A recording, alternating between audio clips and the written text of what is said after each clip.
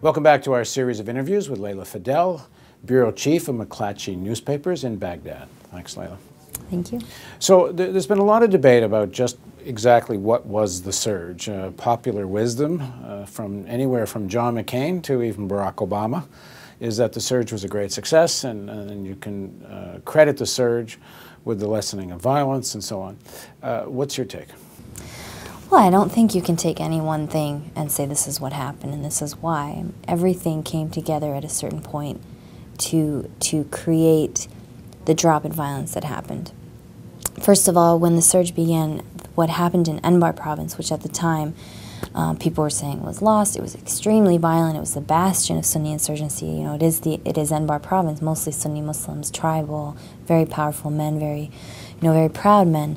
At that time, when the surge happened, the awakening, as they call it, was well underway. I mean, that had been declared in September of '06, and the process of Iraqis fighting back against an insurgency that had created a lifestyle that was unacceptable to them was already in effect. So this is the attempt by forces that we are usually called Al-Qaeda forces or Al-Qaeda in Iraq type forces, trying to impose Sharia law in this area. That's right. In Anbar, I mean, it had basically, there's something called, they called the Islamic State of Iraq. There had been a caliphate declared, saying that this is part of our Islamic State. Anbar was a part of that, and other parts of Iraq, parts of Diyala province, parts that were dominated by Sunni Arabs.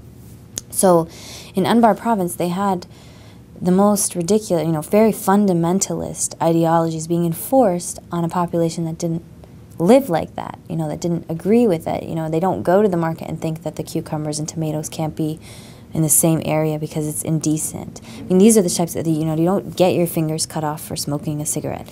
Those types of things don't happen in Anbar province. Iraqis in Anbar province are not like that. And so people were rejecting that. And on top of that, there were other issues too. I mean, the tribal leaders weren't okay with Al-Qaeda in Iraq taking part of their cut of the smuggling business. They weren't okay with Al-Qaeda in Iraq killing tribal leaders and important figures in Anbar. And so they were going after what really was a foreign concept that they allied with because they didn't think that the foreign presence was in their interest. They had lost their jobs, they had lost their prestige in the society. And so at that point, when the surge came in, that was well underway in Anbar. And when the General Petraeus at the time saw what was happening in Anbar, he copied it, and it went across the country. So it began as an Iraqi phenomenon. Really, yeah, it did. It began as a tribal phenomenon in Anbar. And it happened way before there was any start of the surge. And then when you start paying people $300 a month not to point guns at you, or, maybe they're fighting Qaeda in Iraq, it helps. And so that program was copied across the country.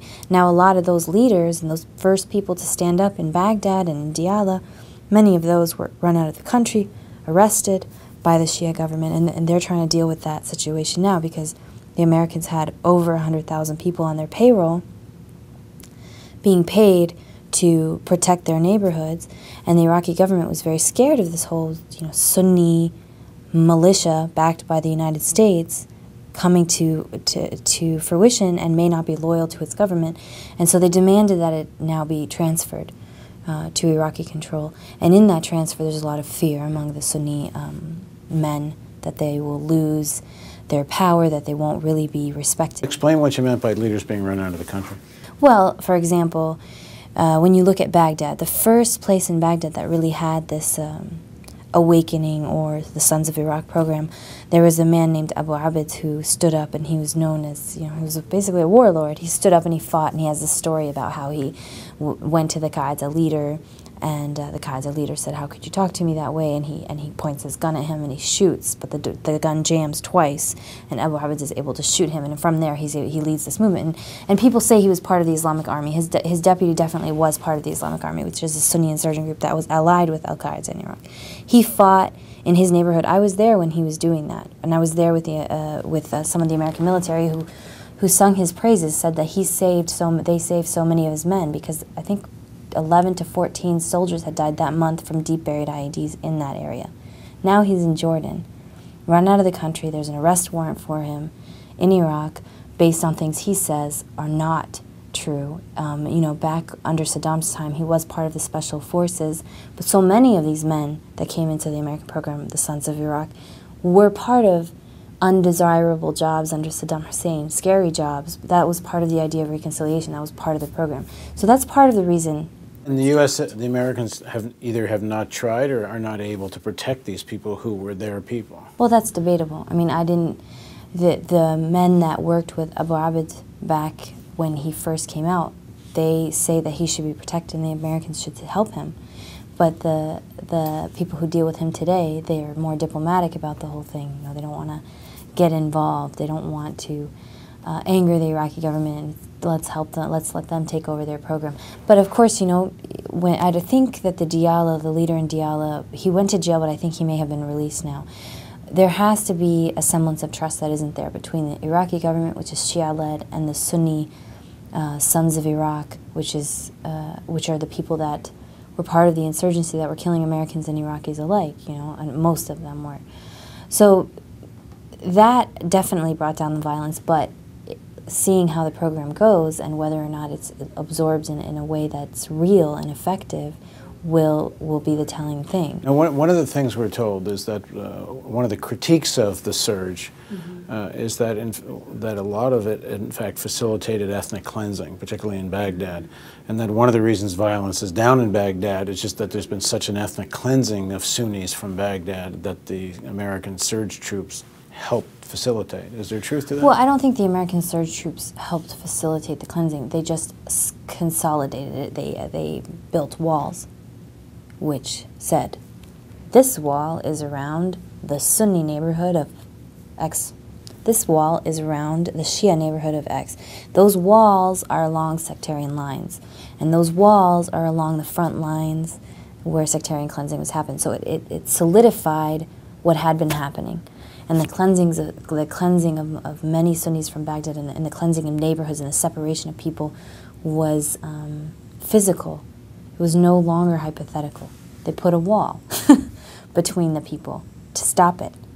And some of it did stop, but it stopped because it was done. We're told that if the U.S. were to leave now, and even if it leaves by 2011, that all hell's going to break loose again between Shia and Sunni. That's what we're told. And is there truth to that? And in the next segment of our interview, let's explore that. Please join us for the next in our series of interviews with Leila Fadel.